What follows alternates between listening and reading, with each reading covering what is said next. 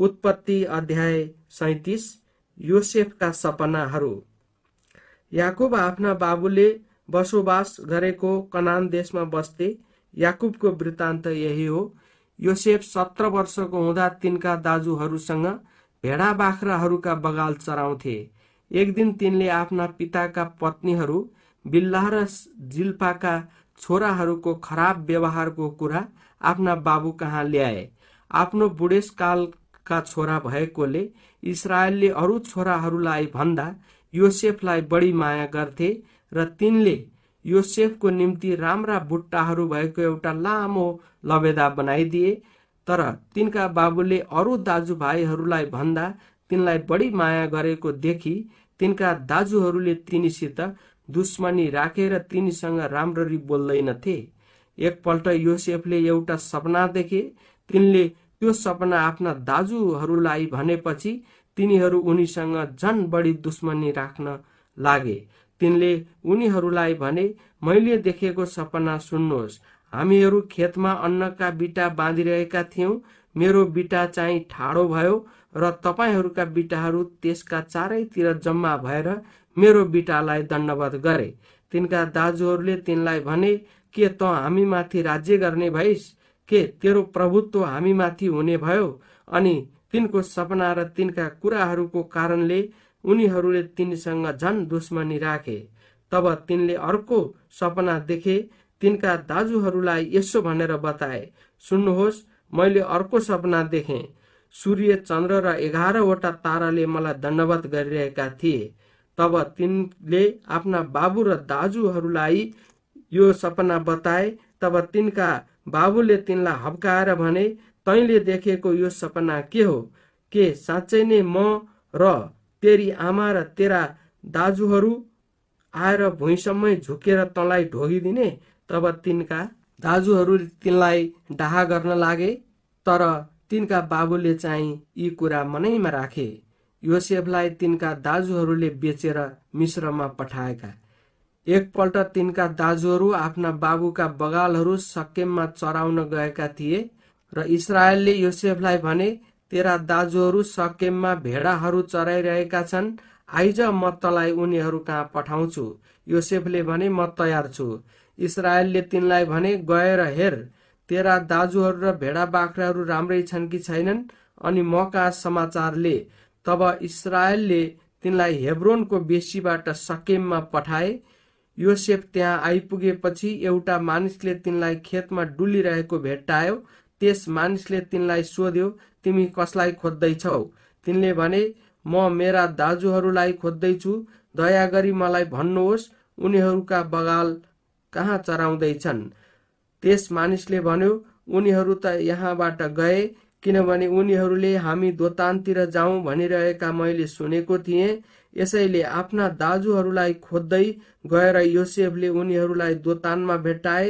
उनीहरूले तिनलाई टाढैमा आइरहेका देखेर उनीहरूका नजिक आइपुग्नु भन्दा अघि नै तिनलाई मार्ने उनीहरूले मत्तो गरे।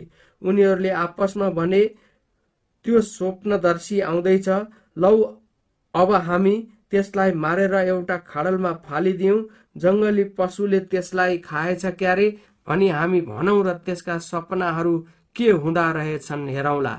यो सुनेर रुबेनले यसो भनेर उनीहरूका हातबाट तिनलाई बचाउन खोजे, हामीले त्यसको ज्यानै त लिनु हुँदैन। रुबेनले उनीहरूलाई भने, रक्तपात चाहिँ नगरौँ। यहाँ मरुभूमिको यस खाल्टोमा त्यसलाई फालिदिउँ, तर त्यसमाथि हात चाहिँ नउठाउँ।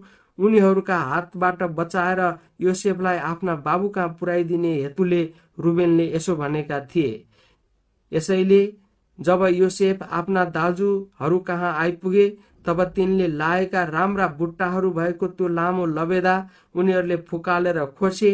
अनि उनीहरूले तिनलाई समातेर एउटा गहिरो खाल्डोमा फालिदिए।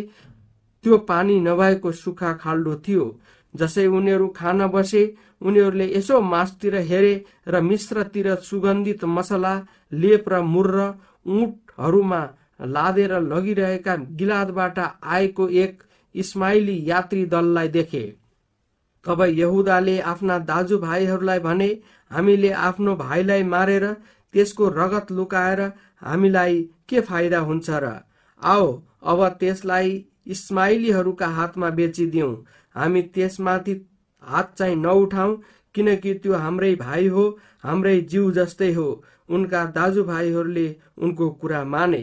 यसकारण जब मिद्यानी व्यापारीहरू त्यही बाटो भएर आए, तब योसेफका दाजुहरूले तिनलाई खाल्डोबाट तानी निकालेर ती इस्माइलीहरूका हातमा चाँदीका 20 सिक्कामा बेचिदिए, अनि तिनीहरूले योसेफलाई मिस्रामा लगे। तब रुबेन खाल्डोमा फर्के। तब योसेफलाई त्यस खाल्डोमा नदेख्दा उनले आफ्ना लुगा च्याते र भाइहरू कहाँ गएर भने, केटो त छैन त, अब म कहाँ जाउँ? तब उनीहरूले एउटा बोका मारेर योसेफको लबेदा त्यस रगतमा चोपे, अनि त्यो राम्रा बुट्टाहरू भएको लबेदा उनीहरूले आफ्ना बाबु कहाँ ल्याएर भने, यो हामीले भेट्टायौँ, हेर्नुहोस् त, यो तपाईँको छोराको हो कि होइन? इस्राएलले त्यो लुगा चिनेर भने, यो त मेरो छोराकै लबेदा हो, जङ्गली पशुले त्यसलाई खाएछ क्यारे। निसन्देह योसेफलाई धुजा धुजा पार्यो होला। तब याकुबले आफ्ना लुगा च्याते र तिनले आफ्नो कम्मरमा भाङ्रा लाएर आफ्ना छोराको निम्ति धेरै दिनसम्म शोक गरे। तिनका सबै छोराछोरीहरूले तिनलाई सान्त्वना दिने प्रयत्न गरे, तर तिनलाई शान्ति भएन। तिनले भने, यो मेरो शोकमा नै म मेरो छोरा कहाँ चिहानमा जानेछु। यसरी योसेफका बाबुले तिनको निम्ति बिलौना गरे। यसै बीचमा मिद्यानीहरूले योसेफलाई मिस्रमा फारोका एकजना अधिकृत पोतिफरको हातमा बेचिदिए। उत्पत्ति अध्याय 38। तामारको घटना। त्यसबेला यहुदा चाहिँ आफ्ना दाजुभाइहरूलाई छोडेर तलतिर हिरा नाउँ भएको कुनै एक अदुल्लामवासी कहाँ गए। त्यहाँ यहुदाले सुवा नाउँ भएको कुनै कनानीकी छोरीलाई देखे। उनले तिनलाई विवाह गरेर तिनी कहाँ गए। तिनी गर्भवती भएर एउटा छोरो जन्माइन् र त्यसको नाउँ एर राखियो। तिनी फेरि गर्भवती भएर अर्को छोरो जन्माइन्, तिनले त्यसको नाउँ ओनान राखिन्। फेरि तिनले एउटा छोरो जन्माइन् र तिनले त्यसको नाउँ सेलह राखिन्। तिनले त्यसलाई जन्माउँदा यहुदा चाहिँ कजिबमा बस्दै थिए। यहुदाले उनको जेठो छोरो एरको निम्ति एउटी स्वास्नी ल्याइदिए। तिनको नाउँ तामार थियो। तर यहुदाको जेठो छोरो एर परमप्रभुको दृष्टिमा दुष्ट थियो र परमप्रभुले त्यसको प्राण लिनुभयो। तब यहुदाले योनानलाई भने, तेरी भाउजू कहाँ जा र देवरले गर्नुपर्ने कर्तव्य गर र तेरा दाजुको निम्ति सन्तान उत्पन्न गर। तर सन्तान आफ्नो नहुने जानेर ओनानले भाउजू कहाँ जाँदा दाजुको सन्तान नहोस् भन्ने हेतुले वीर्य चाहिँ भुइँमा पतन गर्थ्यो। त्यसले गरेको यो काम परमप्रभुको दृष्टिमा खराब ठहरियो र उहाँले त्यसको पनि प्राण लिनुभयो। तब यहुदाले आफ्नी बुहारी तामारलाई भने, मेरो छोरो सेलह ठुलो नहुन्जेल विधवा नै भएर तिम्रा बाबुको घरमा बस, किनभने सेलह त्यसका दाजुहरू जस्तै मर्छ कि भनेर उनी डराए। त्यसकारण तामार गएर आफ्नो माइतमा बसिन्। रहँदा बस्दा एक दिन सुवाकी छोरी यहुदाकी पत्नी मरिन्। शोक गर्ने समय बितिसकेपछि यहुदा उनका मित्र अदुल्लामवासी हिरालाई साथमा लिएर तिम्नामा उनका भेडा कत्रनेहरू कहाँ गए। ससुरा भेडा कत्रनलाई तिम्नामा जाँदैछन् भन्ने खबर तामारले पाएर विधवाको लुगा फुकाली घुम्टो हालेर भेष परिवर्तन गरी तिम्नाको बाटोमा भएको एनैम सहरको ढोकामा बसिन्, किनकि सेलह ठुलो भइसकेर पनि त्यसकी पत्नी हुन नपाएकी तिनले देखिन्। तिनले मुख छोपेकी हुनाले यहुदाले तिनलाई देखेर बेश्या भनी ठाने। सडकको किनारमा गएर उनले तिनलाई भने, लौ मलाई तिमी कहाँ आउन देऊ, किनभने आफ्नै बुहारी हो भनी उनलाई थाहा थिएन। तिनले भनिन्, तपाईँ म कहाँ आउनुहुन्छ भने मलाई के दिनुहुन्छ? उनले जवाफ दिए, बगालबाट म तिमीलाई एउटा पाठो दिनेछु। तिनले भनिन्, तपाईँले त्यो नपठाउन्जेल मसँग केही चिज बन्दकी राख्नुहुन्छ कि? यहुदाले भने, म के बन्दकी राखौँ? तिनले भनिन्, तपाईँको छाप र त्यसको डोरी र तपाईँको हातको यो लट्ठी राखे हुन्छ। यसैले यहुदाले तिनलाई ती चिजहरू दिए र तिनीसँग सहवास गरे, अनि उनीबाट तिनी गर्भवती भइन्। तब तिनी उठेर गइहालिन् र घुम्टो फुकालेर फेरि विधवाको लुगा लगाइन्। यहुदाले आफ्ना बन्दकीका चीजहरू ती स्त्रीबाट निखण्नलाई आफ्ना मित्र अदुल्लामवासीको हातमा एउटा पाठो पठाइदिए, तर उनले तिनलाई भेट्टाएनन्। एनाइममा बाटोको छेउमा बस्ने वेश्या कहाँ छ भनेर उनले त्यस ठाउँका मानिसहरूलाई सोधे। तिनीहरूले यहाँ कुनै वेश्या छैन भने। तब उनी यहुदा कहाँ फर्केर आई भने, मैले त त्यसलाई भेट्टाइन। त्यस ठाउँका मानिसहरूले पनि यहाँ कुनै वेश्या छैन भने। यहुदाले भने, ती चीजहरू त्यसैले राखोस्, नत्र त हामीलाई लाज हुनेछ। हेर, मैले यो पाठो पठाएकै हो, तर हामीले त्यसलाई भेट्टाएनौँ। प्राय 3 महिनापछि तिम्री बुहारी तामार वेश्याकी चालमा चलेकी छे र वेश्यापनबाट गर्भवती पनि भएकी छे भन्ने खबर यहुदालाई सुनाइयो। तब यहुदाले भने, त्यसलाई यहाँ ल्याएर जलाइदेऊ। तिनलाई त्यहाँ ल्याउँदै तिनले आफ्ना ससुरालाई यसो भनी पठाइन्, यी चीजहरू जसका हुन् तिनैबाट म गर्भवती भएकी हुँ। अनि तिनले भनिन्, हेर, यो छाप, यो डोरी र यो लट्ठी कसका हुन्। तब यहुदाले ती चीजहरू आफ्ना हुन् भने स्वीकार गरेर भने, यो त मभन्दा पनि धर्मी रहेछ, किनभने मैले मेरा छोरा सेलह त्यसका पति हुनलाई दिइन। त्यसपछि उनले तिनीसँग फेरि सहवास गरेनन्। सुत्केरी हुने बेलामा तिनको गर्भमा जुम्लेहा रहेछन् भन्ने थाहा भयो। तिनलाई सुत्केरी व्यथा लाग्दा एउटा चाइले हात बाहिर निकाल्यो र सुडेनीले त्यसको हातमा एउटा रातो धागो यसो भनेर बाँधी, पहिले जन्मेको यही हो। तर त्यसले आफ्नो हात फेरि भित्र लगेपछि त्यसको भाइ चाहिँ पो जन्म्यो। र त्यसले भनी, ए तैँले यस्तो बलजफत गर्ने? यसकारण त्यसको नाउँ फारेस राखियो। पछिबाट हातमा रातो धागो बाँधिएको चाहिँ जन्म्यो, त्यसको नाउँ चाहिँ जेरह राखियो। उत्पत्ति अध्याय 39।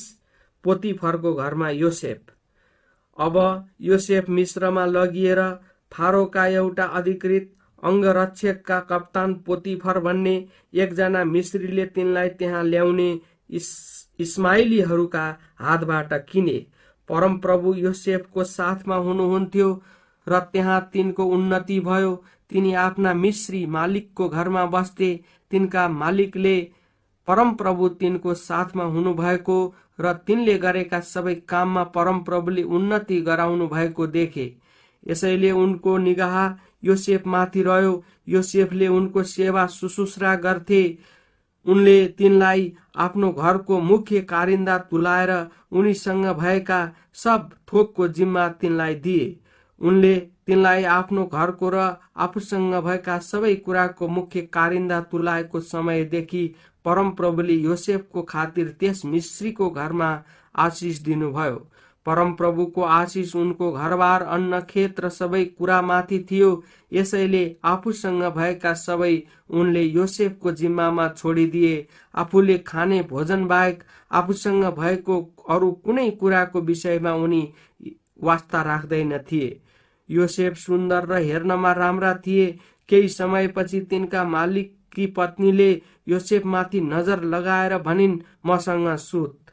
तर तिनले अस्वीकार गरेर आफ्ना मालिककी पत्नीलाई भने, हेर्नुहोस्, म यस घरमा भएकोले गर्दा मेरा मालिकलाई यस घरमा भएको कुनै कुराको पनि फिक्री छैन र उहाँसँग भएका सबै कुरा उहाँले मेरै जिम्मामा दिनुभएको छ। यस घरमा म भन्दा ठुलो कोही छैन। उहाँले तपाईँ बाहेक सबै कुरा मलाई दिनुभएको छ, किनभने तपाईँ उहाँकी पत्नी हुनुहुन्छ। तब कसरी यस्तो घोर दुष्ट काम गरेर परमेश्वरको विरुद्धमा मैले पाप गर्नु? अनि तिनले दिनदिनै योसेफसँग कुरा गरे तापनि तिनीसँग सुत्न अथवा तिनीसित बस्न योसेफ मानेनन्। एक दिन योसेफ आफ्नो काम गर्न घरभित्र गएका थिए।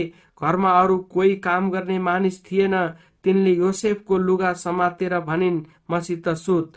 तर आफ्नो लुगा तिनकै हातमा छोडेर योसेफ भागे र घरबाट बाहिर निस्के।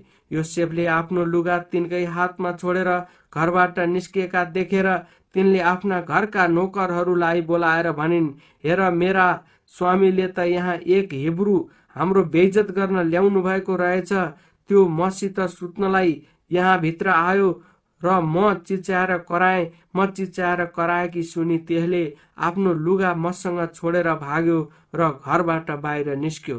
तिनका पति घर नआउन्जेल तिनले त्यो लुगा आफ्नै साथमा राखिन् र उनी आएपछि तिनले यसो भनेर उही कुरा उनलाई पनि सुनाइन्, हामी कहाँ तपाईँले ल्याउनु भएको त्यो हिब्रू नोकर मेरो बेइज्जत गर्नलाई यहाँ भित्र आयो, तर म चिच्याएर कराउने बित्तिकै त्यसले आफ्नो यो लुगा म कहाँ छोडी भागेर घरबाट निस्क्यो।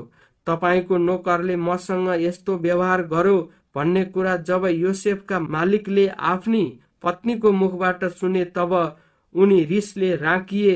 उनले योसेफलाई राजाका कैदीहरू थुनिने झ्यालखानामा लगेर हालिदिए।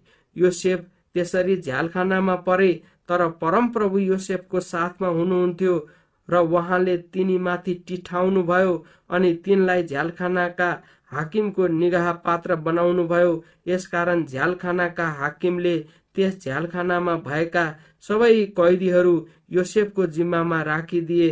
त्यहाँ जे काम हुन्थ्यो ती सबै योसेफकै खटनमा हुन्थ्यो। योसेफको जिम्मामा राखिएको कुनै कुरामा पनि झ्यालखानाका हाकिमले केही फिक्री गर्दैन थिए, किनभने परमप्रभु योसेफको साथमा हुनुहुन्थ्यो। योसेफले जे गरे तापनि परमप्रभुले तिनलाई त्यसमा सफल गराउनु हुन्थ्यो।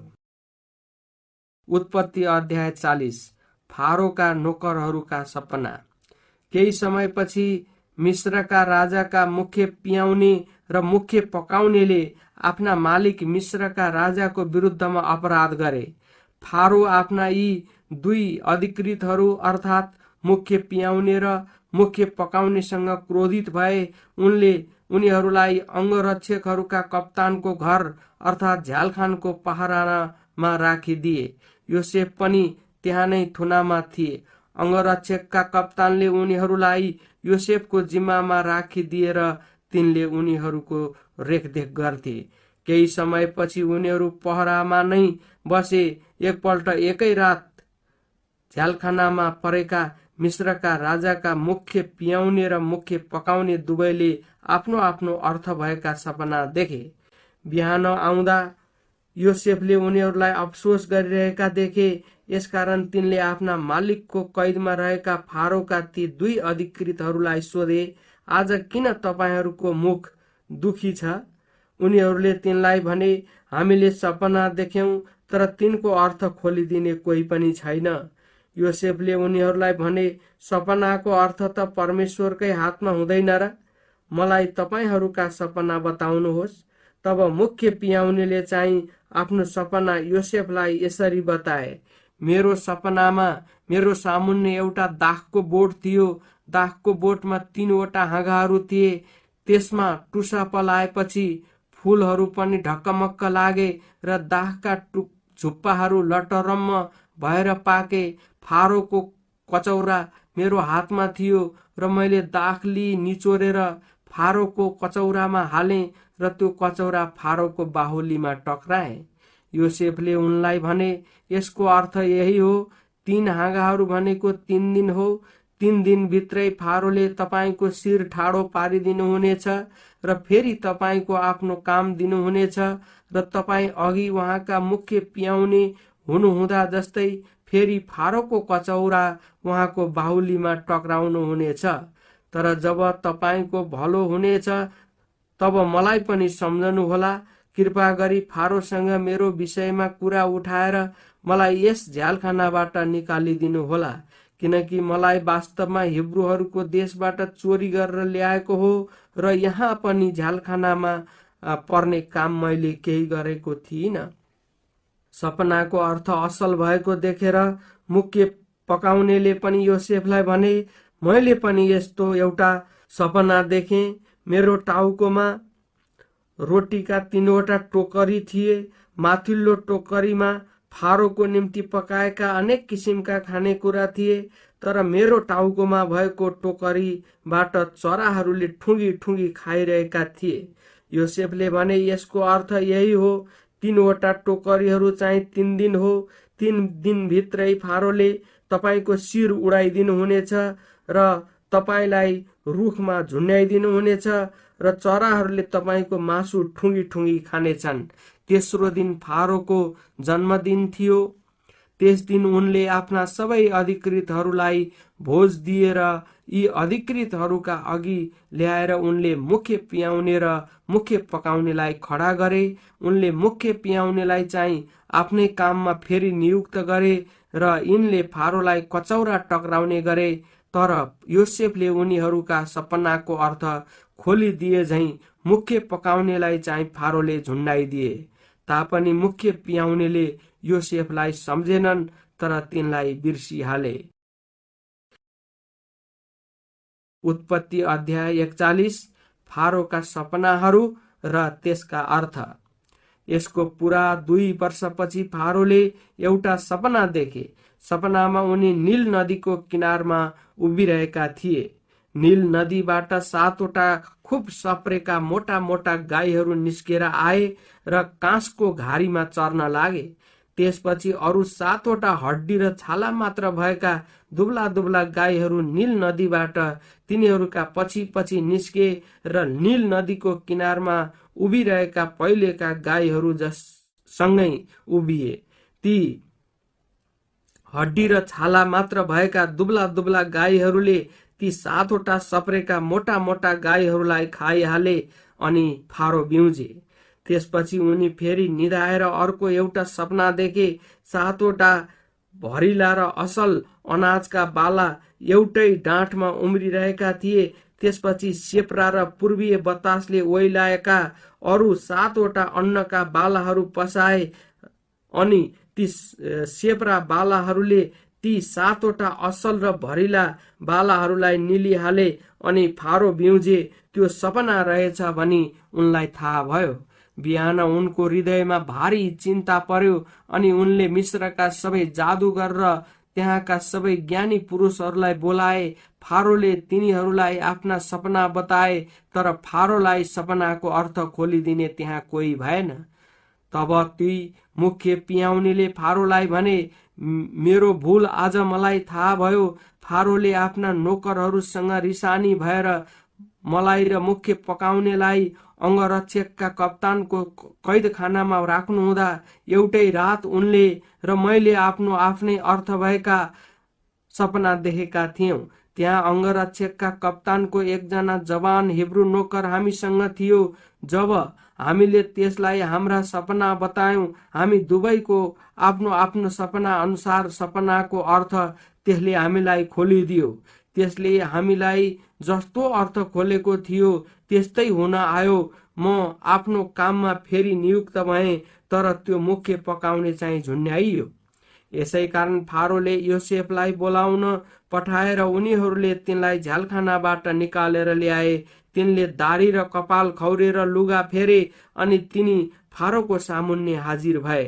फारोले योसेफलाई भने, मैले एउटा सपना देखेँ, तर यहाँ कसैले त्यसको अर्थ बताउन सकेन। मैले तेरो विषयमा सुने कि सपना सुनेपछि तैँले अर्थ खोल्न सक्छ रे। योसेफले फारोलाई भने, यस्तो ज्ञान त ममा छैन, तर परमेश्वरले फारोलाई यथार्थ उत्तर दिनुहुन्छ। तब फारोले योसेफलाई भने, मेरो सपनामा म नील नदीको किनारमा उभिरहेको थिएँ अनि 7वटा खुब सप्रेका मोटा गाईहरू नील नदीबाट निस्केर काँसको घारीमा चर्न लागे। त्यसपछि निर्धा र हड्डी र छाला मात्र भएका दुब्ला दुब्ला मैले मिस्रमा कहिल्यै नदेखेका गाईहरू तिनका पछि लागे। ती हड्डी र छाला मात्र भएका दुब्ला गाईहरूले पहिलेका 7वटा सप्रेका मोटा मोटा गाईहरूलाई खाइहाले। तर तिनीहरूले ती 7वटालाई खाइसकेपछि पनि तिनीहरूले खाए भनेर कसैले भन्न सक्दैन थियो, किनभने तिनीहरू अझै पनि पहिले जस्तै दुब्लै थिए। तब म बिउजेँ। मैले मेरो दोस्रो सपनामा यो पनि देखेँ, एउटा डाँठमा 7वटा झरिला र असल बाला पसाए। फेरि ओइलाएका सेप्रा र पूर्वीय बतासले हानेका 7वटा बालाहरू त्यसपछि पसाए। ती सेप्रा बालाहरूले ती 7वटा असल बालाहरूलाई निलिहाले। मैले जादुगरहरूलाई पनि यो सपना बताएँ, तर मलाई यसको अर्थ खोलिदिन कसैले पनि सकेन। तब योसेफले फारोलाई भने, फारोका सपनाहरू एउटै हो। परमेश्वरले जे गर्न लाग्नु भएको छ सो फारोलाई प्रकट गर्नु भएको छ। ती 7वटा खुब सप्रेका मोटा मोटा गाईहरू 7 वर्ष र ती 7वटा असल बालाहरू पनि 7 वर्ष नै हुन्। सपना एउटै हो। तिनका पछि पछि आउने हड्डी र छाला मात्र भएका दुब्ला गाईहरू 7 वर्ष हुन् र ती 7वटा पूर्वीय बतासले हानेका चेप्रा बालाहरू पनि अनि कालका 7 वर्ष हुन्। यो मैले फारोलाई निवेदन गरे जस्तै हो। आफूले गर्न लाग्नु भएको कार्य फारोलाई परमेश्वरले देखाउनु भएको हो। मिश्र देशभरि जताततै 7 वर्षसम्म ठुलो सहकाल हुनेछ, तर त्यसपछि अनिकालका 7 वर्ष आउनेछन् र मिश्रभरि त्यो सहकालको समय बिर्सिनेछ र अनिकालले देश स्वाहा पार्नेछ। पछिबाट आउने अनिकालले गर्दा देशमा भएको सहकालको यादै रहने छैन, किनभने त्यो अनिकाल यति भयानक हुनेछ। फारोको यो सपना दोहोरिएको अर्थ चाहिँ यो परमेश्वरले निर्णय गरिसक्नु भएको छ र परमेश्वरले चाँडै नै पूरा गर्नुहुनेछ। यसकारण अब फारोले एउटा चतुर र बुद्धिमान मानिस छानेर सारा मिश्र देशमा अधिकार चलाउन नियुक्त गर्नुहोस्। फारोबाट सहकालका 7 वर्षसम्म मिश्र देशका उब्जनीको 5औं हिस्सा उठाउनलाई देशमा कामदारीहरू नियुक्त हुन्। तिनीहरूले आउने सहकालका वर्षहरूका सबै अनाजहरू जम्मा गरून् अनि सहर सहरमा खानका निम्ति फारोको अख्तियारमा अनाजहरू थुपारुन् र ती सञ्चय गरून्। अनिकालले देश विनाश हुन नपाओस् भनी मिश्र देशमा परिआउने ती 7 वर्षको अनिकालको निम्ति देशको लागि ती अनाजहरू सुरक्षित राखिउन्। यो सुझाव फारो र उनका सारा अधिकारीहरूलाई मन पर्यो अनि फारोले उनीहरूलाई भने, यिनी जस्तो परमेश्वरका आत्मा भएको अन्य कुन मानिस हामी पाउन सक्छौं? तब फारोले योसेफलाई भने, परमेश्वरले तिमीलाई सबै कुरा देखाइदिनु भएको छ र तिमी जस्तो चतुर र बुद्धिमान मानिस अरू छैन। यसकारण मेरो महलको अख्तियार चलाउने तिमी नै भयौ र तिम्रै आज्ञा अनुसार मेरो समस्त प्रजा चल्नेछ। केवल सिंहासनको सम्बन्धमा मात्र म तिमी भन्दा माथि हुनेछु। मिश्रमा योसेफले अधिकार चलाएका। अनि फारोले योसेफलाई भने, हेर मैले तिमीलाई सम्पूर्ण मिश्र देशमाथि अधिकार दिएको छु। तब फारोले आफ्नो छाप औँठी आफ्नो औँलाबाट फुकालेर योसेफको औँलामा लगाइदिए र तिनलाई मलमलको लुगा पहिराइदिए र तिनको गलामा सुनको सिक्री लगाइदिए। तिनलाई फारोले आफ्नो दोस्रो प्रशासक झैं रथमा सवारी गराए। मानिसहरू तिनको अघि अघि घुँडा टेकेर झुक भनी कराउँदै हिँडे। यसरी फारोले तिनलाई सम्पूर्ण मिश्र देशमाथि अधिकार दिए। फारोले फेरि पनि योसेफलाई भने, म फारो हुँ, तर म यो जान्दछु कि तिम्रो इच्छा बाहेक अरू कुनै मानिसले मिश्र देशभरि केही गर्न पाउने छैन। फारोले योसेफको नाउँ सापनत पानेह राखे र उनले तिनलाई ओनका पुजाहारी पोतिफरकी छोरी आसनतसँग विवाह गरिदिए। त्यसपछि योसेफ मिश्रभरि दौडाहा गर्न लागे। मिश्रका राजा फारोको राजसेवामा नियुक्त हुँदा योसेफ 30 वर्ष पुगेका थिए। अनि योसेफ फारोको सम्मुखबाट निस्केर सारा मिश्र देशभरि दौडाहा गर्न लागे। सहकालका 7 वर्षसम्म जमिनले प्रशस्त उब्जनी दियो। तिनले सहकालका 7 वर्षसम्म मिश्रका सबै अन्न जम्मा गरे र सहर सहरमा अनाजहरू थन्क्याए। तिनले हरेक सहरमा वरिपरिका खेतहरूका अनाज थन्क्याएर राखे। योसेफले समुद्रका बालुवा सरी प्रशस्त मात्रामा अनाजहरू सञ्चय गरे, यहाँसम्म कि ती अघोर प्रशस्त भएको कारणले तिनले हिसाब राख्न पनि छोडिदिए। अनिकालका वर्ष आउन अघि ओनका पुजाहारी पोतिफरकी छोरी आसनतबाट योसेफका 2 छोराहरू जन्मिसकेका थिए। जेठाको नाउँ योसेफले मनस्से राखेर तिनले भने, परमेश्वरले मेरो सबै कष्ट र मेरा बाबुका घरको सम्झना मलाई बिर्साउनु भएको छ। अर्काको नाउँ तिनले एफ्राइम राखेर तिनले भने, परमेश्वरले मेरो कष्टको देशमा मलाई फलिफाप गराउनु भएको छ। मिश्रको 7 वर्षको ठुलो सहकालको अन्त भयो। तब योसेफले भने चाहिँ अनिकालका 7 वर्ष आउन लाग्यो। सबै देश देशमा अनिकाल पर्यो, तर सारा मिश्रमा चाहिँ अन्न थियो। जब सारा मिश्र अनिकालले पीडित भयो, तब प्रजाहरूले फारोसँग अनाजको निम्ति बिन्ती चढाए। फारोले सबै मिश्रीहरूलाई भने, योसेफ कहाँ जाओ, तिनले तिमीहरूलाई जे गर्नु भन्छन् त्यही गर। जब सारा देशभरि अनिकाल पर्यो, तब योसेफले सबै धनसारहरू खोलेर सबै मिश्रीहरूलाई अनाज बेच्न सुरु गरे, किनकि मिश्रभरि घोर अनिकाल परेको थियो। यसैले सबै देशका मानिसहरू मिश्रमा योसेफ कहाँ अनाज किन्न आए, किनभने पृथ्वीभरि नै भयंकर अनिकाल परेको थियो। उत्पत्ति अध्याय 42। याकुबका 10 छोराहरू मिश्रमा गएका। मिश्रमा अनाज छ भनी थाहा पाएपछि याकुबले आफ्ना छोराहरूलाई भने, तिमीहरू किन एक अर्काको मुख हेराहेर गर्दै बस्छौ? मिश्रमा अनाज छ रे भन्ने मैले सुनेको छु। हामीहरू जीवितै रहने हो भने त्यहाँ गएर हाम्रा निम्ति अनाज किनेर ल्याऊ। यसकारण योसेफका 10 जना दाजुहरू मिश्रमा अनाज किन्न गए। तर याकुबले योसेफका भाइ बेन्यामिनलाई चाहिँ तिनका दाजुहरूसँग पठाएनन्, किनकि तिनलाई केही खतरा आइपर्ला भनी याकुब डराउँथे।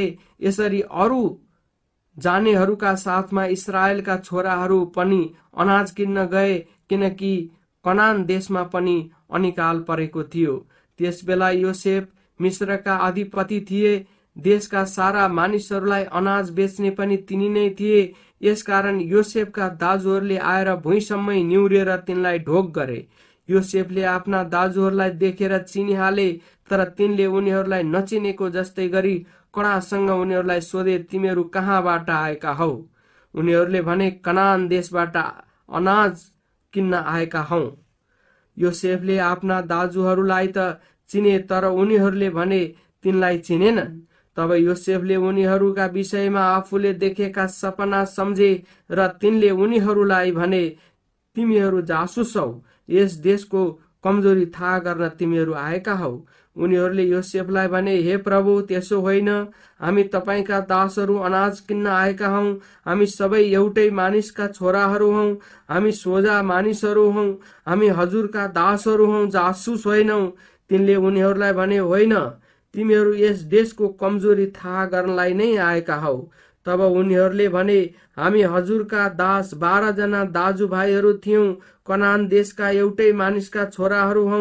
कान्छो चाहिँ यसबेला हाम्रा बाबुका साथमा छ र एउटा चाहिँ अब छैन। योसेफले उनीहरूलाई भने, मैले भने जस्तै तिमीहरू जासुस नै रहेछौ। अब तिमीहरूको जाँच यसरी हुनेछ, फारोको जीवनको शपथ खाएर म भन्दछु कि तिमीहरूको कान्छो भाइ नआएसम्म तिमीहरू यस ठाउँबाट जान पाउने छैनौ। तिमीहरू मध्ये एकजनालाई तिमीहरूको भाइलाई ल्याउन पठाऊ, त्यतिन्जेल तिमीहरू थुनामा रहनेछौ।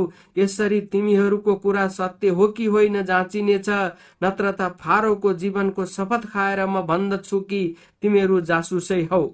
अनि योसेफले उनीहरूलाई एकसाथ 3 दिन थुनामा राखे। तेस्रो दिन योसेफले उनीहरूलाई भने, यसो गर र तिमीहरू बाँच्नेछौ, किनकि म परमेश्वरसँग डराउँछु। यदि तिमीहरू इमानदार हौ भने तिमीहरू दाजुभाइहरू मध्ये एकजना यहाँ थुनामा बस र बाँकी चाहिँ अनिकालमा तिमीहरूका परिवारको भोक मार्नलाई अनाज बोकेर जाओ। तर तिमीहरूको कान्छो भाइलाई यहाँ म कहाँ ल्याओ। यसरी तिमीहरूको कुरा साँचो ठहरिनेछ र तिमीहरू मर्ने छैनौ। उनीहरूले त्यसै गरे। उनीहरू एकले अर्कालाई भने, साँच्चै नै हाम्रो भाइको विषयमा हामी दोषी छौं, किनकि त्यसले हामीसित बिन्ती गर्दा हामीले त्यसको मनको व्याकुलता देखेर पनि त्यसको कुरा सुनेनौ। यसकारण यो संकष्ट हामी माथि पर्न आएको हो। रुबेनले उनीहरूलाई जवाफ दिए, त्यस ठिटाको विरुद्ध अपराध नगर भनी मैले तिमीहरूलाई भनेको होइन, तर तिमीहरूले सुन्दै सुनेनौ। अब त्यसका रगतको बदला हामीले भोग्नुपर्छ। योसेफ र तिनका दाजुभाइहरूका बीचमा दोभाषी भएको हुनाले उनीहरूको कुरा योसेफले बुझ्छन् भनी उनीहरूलाई थाहा भएन। योसेफ उनीहरूबाट एकातर्फ फर्केर रोए, तर फेरि उनीहरूतिर फर्केर तिनले उनीहरूसित कुरा गरे। तिनले उनीहरूबाट सिमियोनलाई लिएर उनीहरूका आँखाकै सामुन्ने उनलाई बाँधे। योसेफले उनीहरूका धोक्राहरूमा अनाज भरिदिनु र उनीहरूका आफ्ना आफ्ना चाँदीका सिक्काहरू धोक्रामै हालिदिनु र उनीहरूको बाटोको निम्ति उनीहरूलाई चामल तुमल दिनु भनी हुकुम गरे। उनीहरूका निम्ति त्यसै गरियो। तब आफ्ना गधाहरूमा अनाज लादेर उनीहरू त्यहाँबाट हिँडे। बास बस्ने ठाउँमा उनीहरू मध्ये एकजनाले आफ्नो गधालाई दाना दिन धोक्रो फुकाउँदा आफ्नो चाँदी धोक्रोको मुखमै देखे।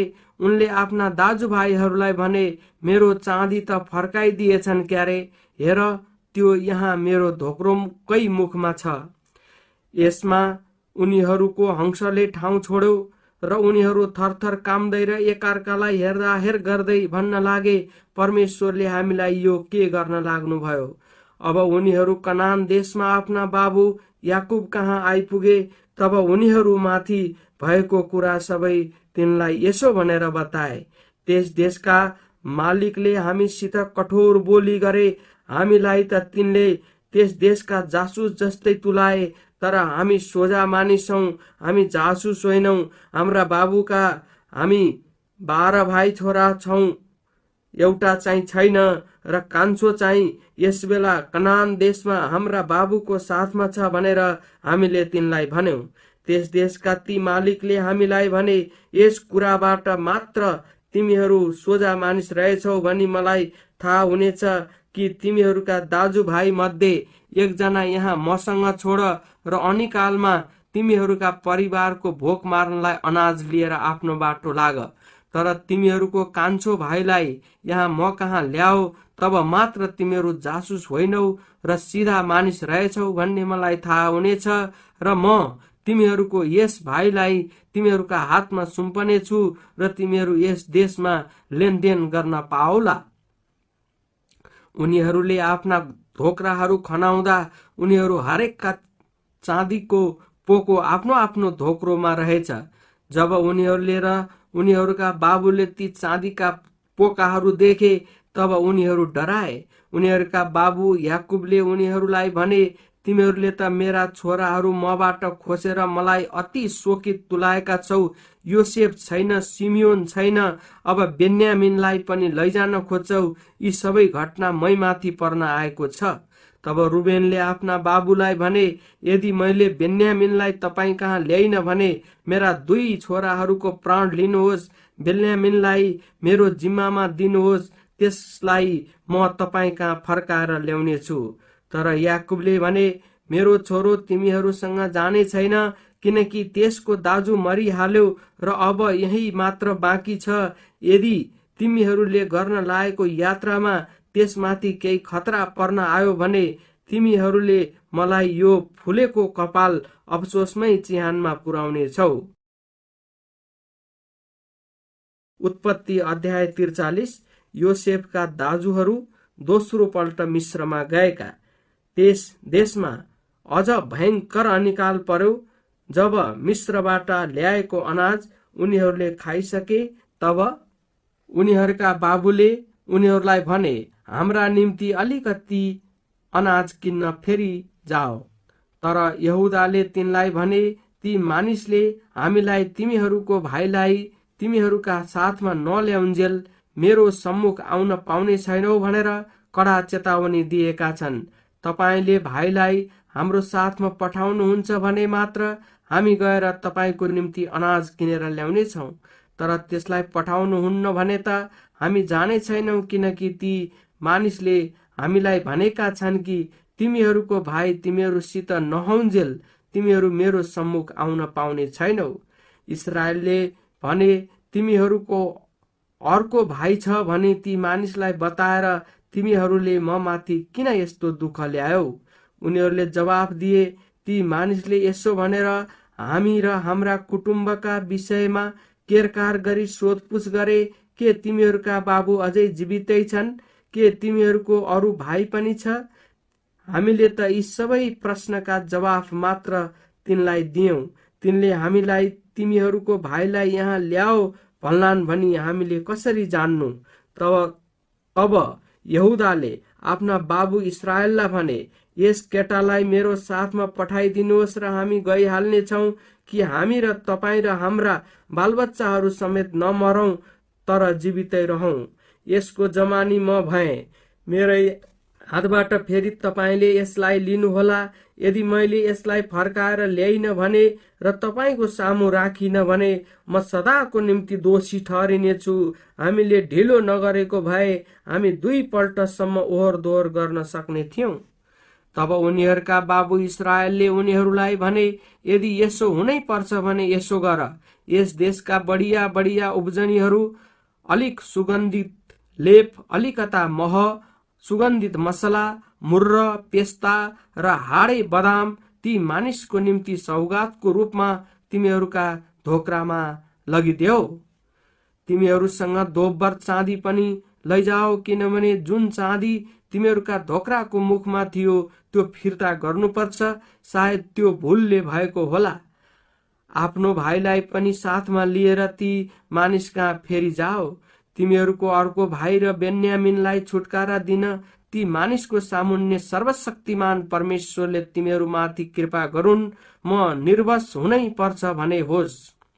तब ती मानिसहरू सौगात, दोब्बर चाँदी र बेन्यामिनलाई पनि आफ्ना साथमा लिएर मिस्रतिर गए र योसेफको सामुन्ने हाजिर भए। जब योसेफले उनीहरूका साथमा बेन्यामिनलाई देखे, तब तिनले आफ्नो घरको भण्डारेलाई भने, यी मानिसहरूलाई मेरो घरमा लैजाऊ र एउटा पशु मारेर भोज तयार गर, किनभने यी मानिसहरू आज दिउँसो मसँगै खानेछन्। योसेफले हुकुम गरे बमोजिम त्यस मानिसले गर्यो र ती मानिसहरूलाई योसेफको घरमा ल्यायो।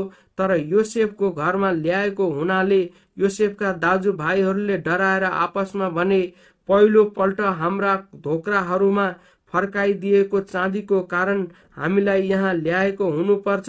अब तिनले हाम्रा विरुद्धमा न्यु पाएर हामीलाई कमारा तुलाउँछन् र हाम्रा गधाहरू जफत गरेर लिन्छन् होला। यसै कारण योसेफका घरको हर्ताकर्ता कहाँ गएर घरको ढोकैमा त्यसलाई उनीहरूले भने, हजुर, पहिलो पल्ट हामी अनाज किन्न आएका थियौँ। बासमा पुगेर हाम्रा धोक्रा फुकाउँदा हामी प्रत्येकले धोक्राको मुखमा हाम्रै चाँदी फेला पार्यौं, हाम्रा पुरा चाँदी। त्यसैले यो हामीले आफ्ना साथमै ल्याएका छौं। अनाज किन्नलाई अरू बढी चाँदी पनि हामीले ल्याएका छौं। हाम्रा धोक्रामा हाम्रै चाँदी कसले हालिदियो सो हामीलाई थाहा छैन। त्यसले जवाफ दियो, धन्ना नमान, नडराओ। तिमीहरूका परमेश्वर, तिमीहरूका बाबुका परमेश्वरले नै अवश्य तिमीहरूका धोक्राहरूमा धन हालिदिनु भएको हुनुपर्छ। तिमीहरूको चाँदी त मैले पाएकै थिएँ। तब त्यसले सिमियोनलाई निकालेर उनीहरू कहाँ ल्यायो। त्यस मानिसले उनीहरूलाई योसेफको घरभित्र लग्यो र उनीहरूलाई आफ्ना आफ्ना खुट्टा धुनलाई पानी दियो र उनीहरूका गधाहरूलाई दाना पानी पनि दियो।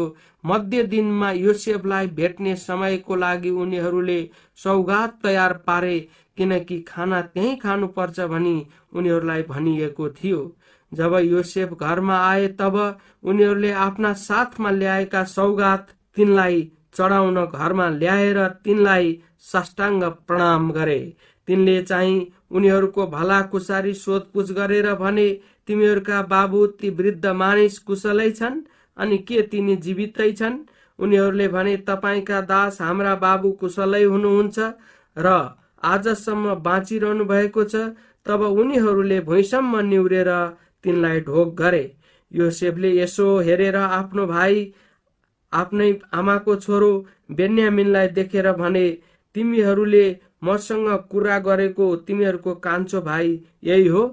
तब योसेफले भने, ए नानी, परमेश्वरको अनुग्रह तमाथि रहोस्। तिनका भाइको खातिर तिनको हृदय तृष्णाले भरिएर आएकोले रुन मन लागेर योसेफले आतुरीसँग ठाउँ खोजे। आफ्नो कोठाभित्र पसेर तिनी रोए। तब मुख धोएर तिनी बाहिर आएर आफैलाई खुब सम्हालेर तिनले भने, अब खाना ल्याओ। तब तिनीहरूले योसेफको निम्ति छुट्टै र तिनका दाजुभाइका निम्ति छुट्टै र तिनीसित खाने अरू मिश्रीहरूका निम्ति छुट्टै खाना राखे, किनभने मिश्रीहरूले हिब्रूहरूसित सँगै बसेर खानु हुँदैनथ्यो। त्यसो गर्नु मिश्रीहरूका निम्ति घृणित कुरो थियो। जेठादेखि कान्छासम्म आफ्नो आफ्नो उमेर अनुसार योसेफले उनीहरूलाई बसाएका थिए। ती मानिसहरू छक्क परेर एउटाले अर्कोलाई हेर्न लागे। उनीहरूका भाग योसेफको टेबुलबाट झिकेर लगिएका थिए, तर बेन्यामिनको भाग चाहिँ उनीहरू प्रत्येकको भन्दा 5 गुणा बढी थियो। यसरी उनीहरूले योसेफसँग खानपान गरेर आनन्द गरे। उत्पत्ति अध्याय 44। योसेफले आफ्ना दाजुभाइहरूको जाँच गरेका। तब योसेफले आफ्नो घरको भण्डारीलाई यसो भनेर हुकुम गरे, उनीहरूले लैजान सक्ने जति अनाज ती मानिसहरूका धोक्राहरूमा भरिदेऊ र हरेक मानिसको चाँदी आफ्नो धोक्रोको मुखमा राखिदेऊ। अनि मेरो कचौरा अर्थात् मेरो चाँदीको कचौरा चाहिँ अनाजको चाँदी समेत त्यस कान्छा चाहिँको धोक्राको मुखमा हालिदेऊ। र त्यसले योसेफले भने बमोजिम गर्यो। बिहान उज्यालो हुने बित्तिकै उनीहरूका गधाहरूसँगै तिनले ती मानिसहरूलाई पठाइदिए।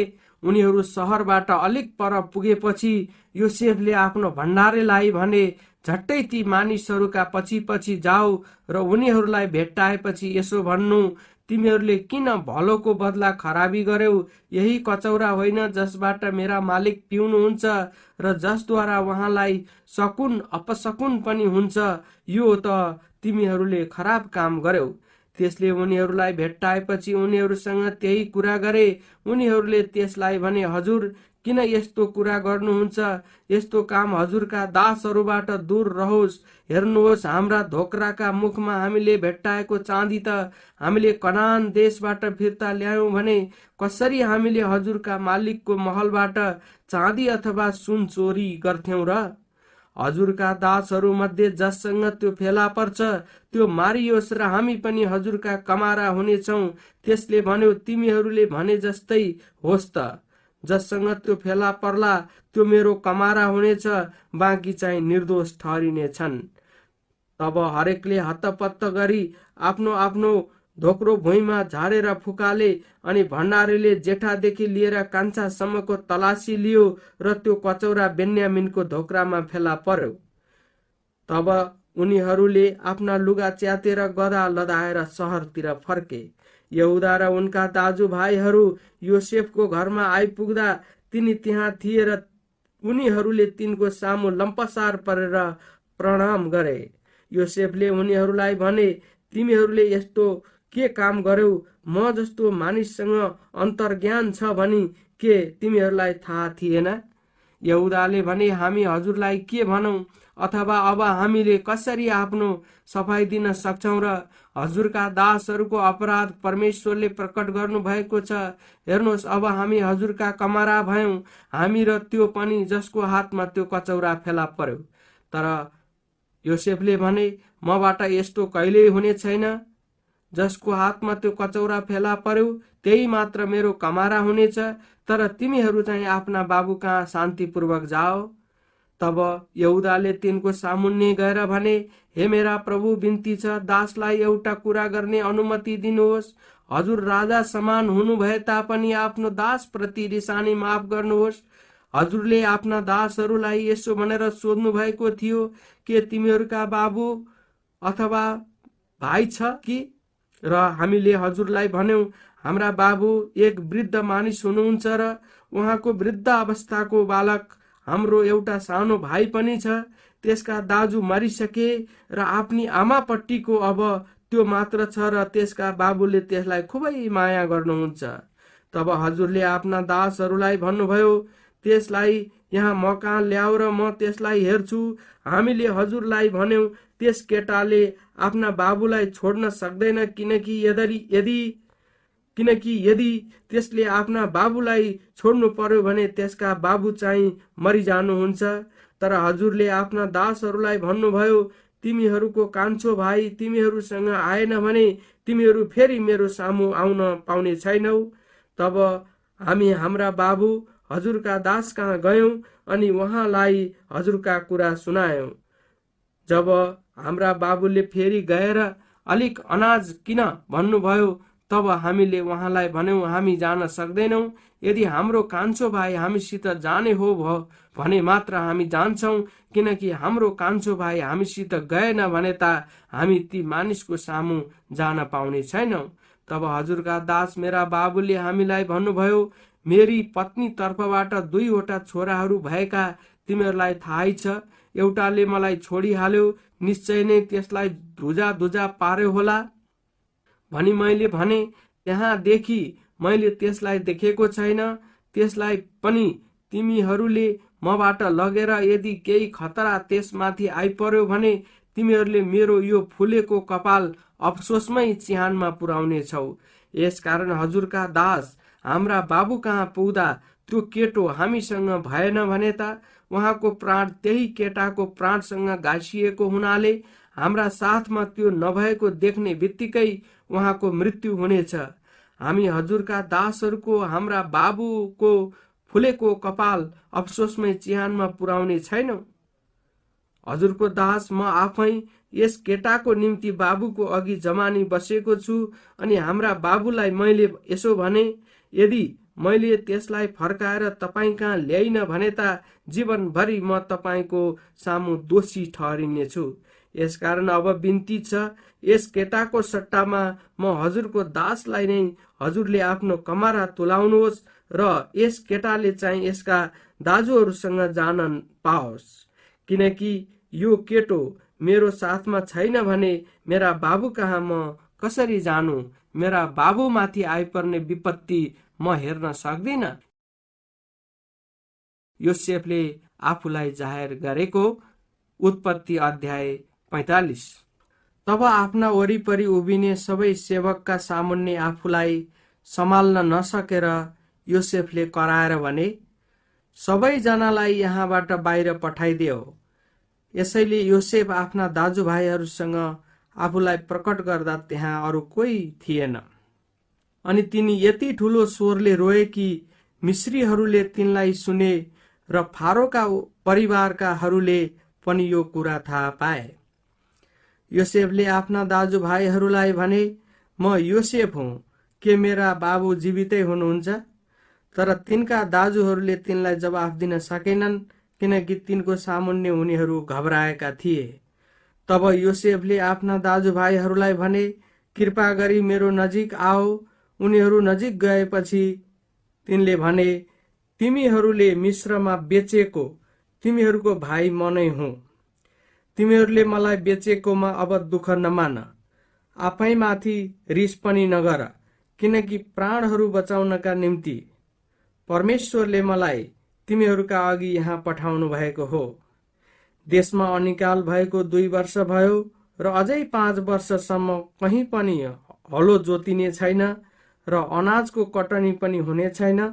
तर तिमीहरूको एउटा भाग पृथ्वीमा जोगाएर राख्न र तिमीहरू मध्ये धेरै प्राण बचाउन भनी परमेश्वरले मलाई तिमीहरू भन्दा अघि यहाँ पठाउनु भएको हो। यसैले मलाई यहाँ पठाउने तिमीहरू होइनौ, तर परमेश्वर नै हुनुहुन्छ। उहाँले मलाई फारोका बाबुतुल्य र उनका सारा परिवारका प्रभु र मिश्रभरिका अधिपति तुलाउनु भएको छ। अब झट्टै मेरा बाबु कहाँ गएर उहाँलाई भन, तपाईको छोरो योसेफ यसो भन्छ, परमेश्वरले मलाई सारा मिश्रका मालिक तुल्याउनु भएको छ। कति पनि अबेर नगरी म कहाँ आउनुहोस्। तपाईँ गोसेन प्रदेशमा बसोबास गर्नुहोला। तपाईँ र तपाईँका बालबच्चाहरू र तपाईँका नाति नातिनाहरू र तपाईँका बगालहरू र तपाईँसँग भएका जे जति छन् र तपाईँसँग भएका जे जति सबै मेरो नजिकै हुनेछन्। त्यहाँ म तपाईँको पालन पोषण गर्नेछु, किनकि अनिकालका अझै 5 वर्ष बाँकी नै छन्। नत्र त तपाईँ र तपाईँका परिवार र तपाईँसँग भएका सबै दरिद्र हुनेछन्। अब तिमीहरूसँग बोल्ने म योसेफ नै हुँ भनेर तिमीहरूले आफ्नै आँखाले र मेरो भाइ बेन्यामिनले पनि देखेका छौ। मिश्र देशमा मेरा सबै गौरव र तिमीहरूले जे देखेका छौ सो सब कुरा मेरा बाबुलाई अवश्य भन्नु र झट्टै मेरा बाबुलाई यहाँ ल्याउनु। तब आफ्नो भाइ बेन्यामिनको गलामा अँगालो हालेर तिनी खुब रोए र बेन्यामिन पनि तिनको गलामा टाँसिएर रोए। अनि तिनले आफ्ना सबै दाजुहरूलाई मुहाई खाए र उनीहरूसित रोए। त्यसपछि तिनका दाजुहरूले पनि तिनीसँग कुराकानी गरे। योसेफका दाजुभाइहरू आएका छन् भन्ने खबर जब फारोको घरमा पुग्यो तब फारो र उनका अधिकारीहरू सबै खुसी भए। फारोले योसेफलाई भने, तिम्रा दाजुभाइहरूलाई यसो भन, तिमीहरू आफ्ना पशुहरू लदाएर कनान देशमा फर्केर जाओ र तिमीहरूका बाबु र तिनको परिवारका सबैलाई लिएर म कहाँ आओ। मिश्रको सबैभन्दा असल ठाउँ म तिमीहरूलाई दिनेछु र तिमीहरूले यस देशको बढिया उब्जनी खानेछौ। तिनीहरूलाई यसो भनेर पनि हुकुम गर, तिम्रा बालबच्चा र तिम्रा पत्नीहरूका निम्ति मिश्रबाट गाडाहरू पनि लैजाओ र तिमीहरूका बाबुलाई लिएर आओ। तिमीहरूका माल सामानको केही वास्ता नगर, किनकि मिश्रका सबै असल असल कुराहरू तिमीहरूकै हुन्। इस्राएलका छोराहरूले त्यसै गरे। फारोको हुकुम बमोजिम योसेफले उनीहरूलाई गाडाहरू र सफरको निम्ति सामल तुमल दिए। उनीहरू हरेकलाई तिनले नयाँ लाउने लुगा दिए, तर बेन्यामिनलाई चाहिँ चाँदीका 300 सिक्का र 5 जोर लुगा दिए। आफ्ना बाबुको निम्ति चाहिँ तिनले ती चीजहरू पठाइदिए। मिश्रका असल असल चीजहरूले लादिएका 10 गधा र तिनका बाबुका सफरको लागि सामल तुमल रोटी र अनाजले लादिएका 10 वटा गधैनी। तब तिनले आफ्ना दाजुभाइहरूलाई विदा गरे। विदा हुँदा तिनले उनीहरूलाई भने, बाटोमा झगडा नगर। यसरी उनीहरू मिश्रमा कनान देशमा आफ्ना बाबु याकुब कहाँ आए। उनीहरूले तिनलाई भने, योसेफ त अझै जीवितै रहेछन् र मिश्रका अधिपति तिनी नै भएका रहेछन्। यो कुरा सुनेर तिनको हृदय गति नै रोकियो। तिनले उनीहरूको कुरा पत्याएनन्, तर उनीहरूलाई भनी पठाएका योसेफका सबै कुरा सुनेपछि र आफूलाई ल्याउन भनी योसेफले पठाएका गाडाहरू देखेपछि उनीहरूका बाबु याकुबको होस फर्क्यो। अनि इस्राएलले भने, यति भए मलाई भइगयो, मेरो छोरो योसेफ अझै जीवितै रहेछ। म जानेछु र मर्नुभन्दा अघि त्यसको मुख हेर्नेछु। उत्पत्ति अध्याय 46। आफ्ना परिवारसित याकुब मिश्रमा गएका। तब इस्राएल आफूसँग भएका सबै थोक लिएर हिँडेर बेरसेबामा आएर आफ्ना बाबु इसहाकका परमेश्वरको निम्ति बलिदान चढाए। अनि राति दर्शनमा परमेश्वरले इस्राएलसँग बोल्नुभयो र याकुब याकुब भनी तिनलाई बोलाउनु भयो।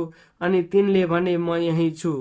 उहाँले भन्नुभयो, म परमेश्वर, तेरा बाबुका परमेश्वर। मिश्रमा जान नडरा, किनकि त्यहाँ म तँबाट एउटा ठुलो जाति बनाउने छु। म तँसँग मिश्रमा जानेछु र म तँलाई निश्चय नै फेरि फर्काइ ल्याउने छु। अनि तेरो मृत्यु हुँदा योसेफकै हातले तेरा आँखा छोपिदिनेछ। आफ्नो हात तेरो आँखामाथि राख्नेछ। त्यसपछि याकुब बेरसेबेबाट हिँडे। इस्राएलका छोराहरूले आफ्नो बाबु याकुब, आफ्ना बालबच्चा र आफ्ना परिवारहरूलाई फारोले तिनलाई ल्याउन पठाएका गाडाहरूमा चढाएर लगे। आफ्ना गाई बस्तु र कनान देशमा जम्मा गरेका माल सामानहरू लिएर याकुब र तिनका जम्मै परिवार मिश्रमा गए। याकुबले आफ्नो साथमा आफ्ना छोराहरू, नातिहरू, छोरीहरू र नातिनीहरू, तिनका सबै सन्तानलाई मिश्रमा लगे। मिश्रमा जाने इस्राएलका छोराहरू अर्थात् याकुब र तिनका सन्तानहरूका नाउँ यिनै हुन्। याकुबका जेठा छोरा रुबेन। रुबेनका छोराहरू हनोक, पल्लु, हेस्रोन र कर्मी। सिमियोनका छोराहरू यमुएल, यामिन, ओहद, याकिन, सोहर र कनानी पत्नी तर्फका छोरा सौल।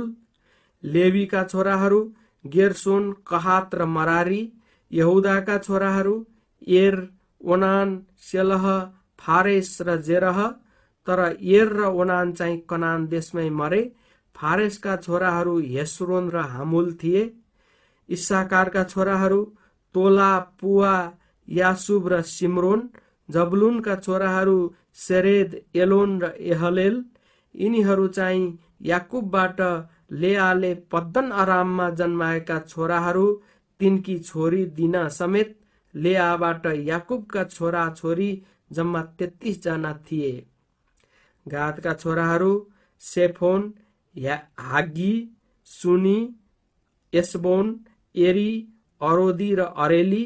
आशेरका छोराहरू इम्ना, इस्बा, इस्बी र बरिया। तिनीहरूकी बहिनी सेरह थिइन्। बरियाका छोराहरू हेबेर र मल्कियल थिए। लाबानले आफ्नी छोरी लेआलाई दिएकी कमारी जिल्पापट्टिका याकुबका छोरा छोरी यिनै हुन्। यिनीहरू जम्मा 16 जना थिए। याकुबकी पत्नी राहेलका छोराहरू योसेफ र बेन्यामिन। ओनका पुजाहारी पोती पेराकी छोरी आसन तर्फबाट मिश्रमा जन्मेका योसेफका छोराहरू मनस्से र एफ्राइम थिए। बेन्यामिनका छोराहरू बेला, बेकेर, अस्बेल, गेरा, नामान, एही, रोस, मुप्पिम र हुप्पिम र आर्द। राहेलबाट जन्मेका याकुबका छोराहरू यिनै हुन्। यिनीहरू जम्मा 14 जना थिए। दानका छोरा हुसिम। नप्तालीका छोराहरू यहसेल, गुनी, एसेर र सिल्लेम। लाबानले आफ्नी छोरी राहेललाई दिएको कमारी बिल्लाले याकुबबाट जन्माएका छोराहरू यिनै हुन्। यिनीहरू जम्मा 7 जना थिए। याकुबका साथमा मिश्रमा गएका तिनका बुहारीहरू बाहेक आफ्ना निज सन्तान जम्मा 66 जना थिए। मिश्रमा जन्मेका योसेफका छोराहरू चाहिँ 2 जना थिए। मिश्रमा आउने याकुबका घरका सबै जम्मा 70 जना थिए। गोसेनमा तिनलाई भेट्न आइदिउन् भनी याकुबले यहुदालाई योसेफ कहाँ खबर दिन आफ्नो अघि पठाए। योसेफले आफ्नो रथ तयार गर्न लगाए र गोसेनसम्म आफ्ना बाबु इस्राएललाई भेट गर्न आए। तिनको अघि योसेफ देखा पर्ने बित्तिकै तिनले आफ्ना बाबुलाई अँगालो हालेर धेरै बेरसम्म रोए। इस्राएलले योसेफलाई भने, मैले तेरो मुख देखेर त जीवितै रहेको जान्न पाएकोले अब म सन्तोषसित मर्छु। योसेफले आफ्ना दाजुभाइहरू र आफ्ना बाबुका परिवारहरूलाई भने, अब म गएर फारोलाई खबर दिन्छु र उनलाई भन्नेछु, कनान देशका मेरा दाजुभाइहरू र मेरा बाबुका घरानाहरू म कहाँ आएका छन्। उनीहरू सबै गाई बस्तु पाल्ने भएकाले गोठाला हुन्। उनीहरूले आफ्ना सबै बगाल र बथान र उनीहरूसँग भएका सबै थोक लिएर आएका छन्। जब फारोले तपाईहरूलाई बोलाएर तिमीहरूका कामधन्दा के हो भनी सोध्छन्, तब तपाईहरूले भन्नुहोस्, हजुरका दासहरू हामी बाबु छोराहरू हाम्रा बाल्य अवस्थादेखि अहिलेसम्म गाईबस्तु पाल्ने हौं। अनि तपाईहरूले गोसेनमा बसोबासो गर्न पाउनुहुनेछ, किनभने मिश्रीहरू सबै गोठालाहरूलाई घृणा गर्छन्। उत्पत्ति अध्याय 47। योसेफका बाबु र दाजु भाइहरू फारो कहाँ हाजिर भएका। तब भित्र गएर योसेफले फारोलाई भने, मेरा बाबु र दाजुभाइहरू उनका भेडा बाख्रा गाईबस्तु र उनीहरूका सबै थोक लिएर कनानबाट आएका छन् र अहिले उनीहरू गोसेन प्रदेशमा छन्। तिनले आफ्ना दाजुभाइहरू मध्येबाट 5 जनालाई लिएर फारो कहाँ हाजिर गराए। फारोले तिनका दाजुभाइहरूलाई सोधे, तिमीहरूको काम धन्दा के हो? उनीहरूले फारोलाई भने, हामी हजुरका दासहरू हाम्रा पिता पुर्खादेखि नै गोठाला हौं। उनीहरूले फारोलाई अझै भने, हामी यस देशमा बसोबास गर्न आएका छौं, किनकि कनान देशमा घोर अनिकाल परेको हुनाले हजुरका दासहरूलाई भेडा बाख्रा चराउने ठाउँ भएन। अब बिन्ती छ कि हामी हजुरका दासहरूले गोसेन प्रदेशमा बसोबास गर्ने अनुमति पाऊँ। फारोले योसेफलाई भने, तिम्रा बाबु र तिम्रा दाजुभाइहरू तिमी कहाँ आएछन्? मिश्र देश तिम्रै अघि छ। देशको सबैभन्दा असल ठाउँमा तिम्रा बाबु र तिम्रा दाजुभाइहरूलाई बस्न देऊ। उनीहरूलाई गोसेन प्रदेशमा नै बस्न देऊ। उनीहरू मध्ये कति लायकका मानिसहरू छन् भनी तिमीले थाहा पायो भने मेरा गाईबस्तुहरू पनि उनीहरूकै जिम्मामा लगाइदेऊ। तब योसेफले आफ्ना बाबु याकुबलाई पनि फारो कहाँ हाजिर गराए। याकुबले फारोलाई आशीर्वाद दिए। फारोले याकुबलाई सोधे, तपाईको उमेर कति भयो? याकुबले भने, मेरो प्रवासी जीवनको उमेर 130 वर्ष भयो। मेरो यस जीवनका वर्षहरू त थोरै र दुःखमय भएका छन् हजुर। मेरा पिता पुर्खाहरूले यस प्रवासको जीवनमा जति दिन उमेर खाएका थिए त्यति त अहिले मेरो पुगेकै छैन। अनि याकुबले फेरि फारोलाई आशीर्वाद दिएर फारोको उपस्थितिबाट निस्केर गए।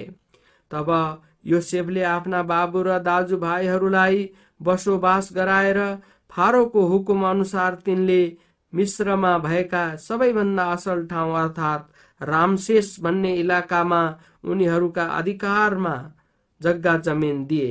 योसेफले आफ्नै बाबु दाजुभाइहरू र आफ्ना बाबुका परिवारका सबैलाई उनीहरूका बालबच्चाको संख्या अनुसार खानेकुरा दिएर उनीहरूको पालन पोषण गरे। मिश्र देशको निम्ति योसेफको योजना।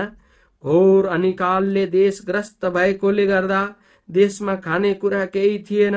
अनिकालद्वारा मिश्र र कनान दुवै देश ग्रसित थिए। मिश्र र कनान देशका मानिसहरूले अन्न किनेका सबै रुपियाँ योसेफले जम्मा गरेर फारोकै महलमा राखे। जब मिश्र र कनानमा भएका मानिसहरूले आफ्ना रुपियाँ पैसा खर्च गरिसके तब सबै मिश्रीहरूले आएर योसेफलाई भने, हामीलाई अन्न दिनुहोस्।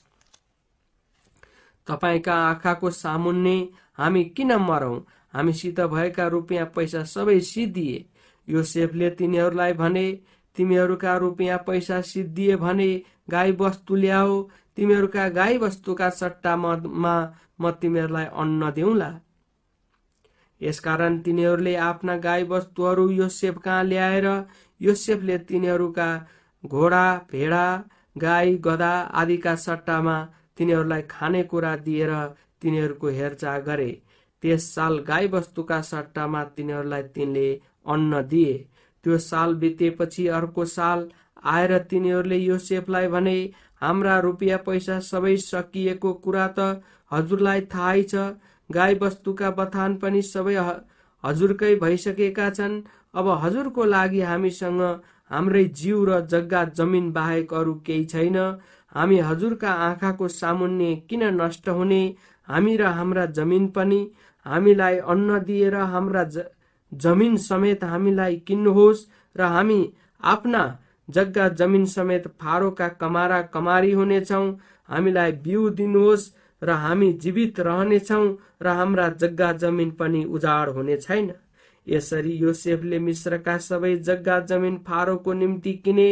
त्यहाँ घोर अनिकाल परेको हुनाले सबै मिश्रीहरूले आफ्ना जग्गा जमिन बेचे। यसरी जग्गा जमिन फारोको भयो। मिश्रको एक छेउदेखि अर्को छेउसम्मका सबै मानिसहरूलाई तिनले कमारा बनाए। तर पुजारीहरूका जग्गा जमिन तिनले किनेनन्, किनभने पुजारीहरूलाई फारोबाट अन्नको हिस्सा तोकिएको थियो र फारोले दिएकै हिस्साबाट तिनीहरूले खान्थे। यसकारण तिनीहरूले चाहिँ आफ्ना जग्गा जमिन बेच्नु परेन। योसेफले प्रजाहरूलाई भने, हेर, आज मैले फारोको निम्ति तिमीहरूका जग्गा जमिन र तिमीहरूलाई पनि किनेको छु। अब तिमीहरूका निम्ति बिउ यहाँ छ र तिमीहरूले जमिनमा बिउ छ र, तर फसलको बेलामा उब्जनीको 5औं हिस्सा तिमीहरूले फारोलाई टक्राउनु पर्छ। 4 हिस्सा चाहिँ खेतीलाई बिउको निम्ति र तिमीहरू र तिमीहरूका परिवार र तिमीहरूका बालबच्चाले खानका निम्ति तिमीहरूका आफ्नै हुनेछ। तिनीहरूले भने, हजुरले हाम्रो प्राण बचाइदिनु भएको छ, हजुरको निगाह हामीमाथि रहोस्, हामी फारोका कमारा हुनेछौँ। यसैले मिश्र देशमा जग्गा जमिनको विषयमा योसेफले एउटा ऐन बनाए जो आजसम्म प्रचलित छ कि उब्जनीको 5औं हिस्सा फारोको हुन्छ। पुजारीहरूका जग्गा जमिन मात्र फारोको थिएन। अब मिश्रको गोसेनमा इस्राएलीहरूले बसोबास गरे र तिनीहरूले त्यहाँका जग्गा जमिन आफ्नो अधिकारमा लिए अनि त्यहाँ तिनको फलिफाप भएर संख्यामा ज्यादै वृद्धि हुँदै गयो। याकुब मिश्रमा 17 वर्ष बाँचे। याकुबको जम्मा उमेर 147 वर्ष भयो। इस्राएलको मर्ने बेला आइपुग्दा तिनले आफ्ना छोरा योसेफलाई बोलाएर भने, यदि तैँले मलाई श्रद्धा गर्छस् भने दया गरी तेरो हात मेरो तिघ्रा मुनि राखेर म प्रति भक्ति देखाउँछस् भनी मसँग प्रतिज्ञा गर। तैँले मलाई मिश्र देशमा नगाड, तर जब म तेरा पिता पुर्खाहरूसँग सुटी जाउँला तब मलाई मिश्रबाट बोकेर लगी उनीहरूकै चिहानमा गाडिदे। तिनले भने, तपाईले भन्नुभए बमोजिम म गर्नेछु। फेरि याकुबले भने, मसँग शपथ खा। अनि योसेफले शपथ खाए। तब इस्राएल आफ्नो पलङको सिलानमा घोप्टो परे। याकुबले मनश्शे र एफ्राइमलाई आशीर्वाद दिएका। उत्पत्ति अध्याय 48। केही समयपछि हजुरका पिता बिरामी हुनुहुन्छ भनेर कसैले योसेफलाई खबर दियो। यसकारण आफ्ना 2 छोरा मनश्शे र एफ्राइमलाई आफ्नो साथमा लिएर तिनी याकुब कहाँ गए अनि तपाईका छोरा योसेफ तपाईलाई भेट गर्न आएका छन् भन्ने खबर कसैले याकुबलाई सुनायो। तब इस्राएल आफै बल गरेर पलङमा बसे। याकुबले योसेफलाई भने, सर्वशक्तिमान परमेश्वर कनान देशको लुजमा म कहाँ देखा पर्नुभयो र उहाँले मलाई आशीर्वाद दिएर भन्नुभयो, हेर म तलाई फल्दो फुल्दो बनाउनेछु र संख्यामा तेरो वृद्धि गराउनेछु। तँबाट म जातिहरूको समूह उत्पन्न गर्नेछु र तँ पछि तेरा सन्तानलाई यो देश अनन्तसम्म अधिकार गर्न दिनेछु। अब म मिश्रमा आउन अघि मिश्रमा जन्मेका तेरा यी 2 छोराहरू मेरै हुन्। रुबेन र सिमियोन झैं एफ्राइम र मनश्शे मेरै हुनेछन्। तिनीहरू भन्दा पछि जन्मिएका सन्तानहरू चाहिँ तेरा हुनेछन्। यिनीहरूले हक पाउँदा एफ्राइम र मनश्शेको नाउँमा यिनीहरू बोलाइनेछन्, किनभने म पद्दन आरामबाट आउँदा एप्रातमा पुग्न अझ केही टाढा छँदै कनान देशमा राहेल मरिन र एप्रात अर्थात् बेथलेहेममा जाने बाटैमा मैले तिनलाई गाडे। योसेफका छोराहरूलाई देखेर इस्राएलले भने, यिनीहरू को हुन्? योसेफले आफ्ना बाबुलाई भने, परमेश्वरले मलाई यहाँ दिनुभएका यी मेरा छोराहरू हुन्। तब इस्राएलले भने, तिनीहरूलाई यहाँ म कहाँ ल्याइदिए, म तिनीहरूलाई आशीर्वाद दिनेछु। त्यसबेला उमेरले गर्दा इस्राएलका आँखा धमिला भइसकेका थिए र तिनी राम्ररी देख्न सक्दैनथे। यसकारण योसेफले तिनीहरूलाई तिनको नजिक लगिदिए अनि तिनले तिनीहरूलाई म्वाई खाएर अँगालो हाले। इस्राएलले योसेफलाई भने, मैले त तेरो मुख देख्न पाउला भनी ठानेकै थिइन, तर हेर मलाई तेरा सन्तान पनि परमेश्वरले देख्न दिनुभयो। तब योसेफले तिनीहरूलाई इस्राएलका घुँडाबाट हटाएर तिनले भुइँमा घोप्टेर साष्टाङ्ग प्रणाम गरे।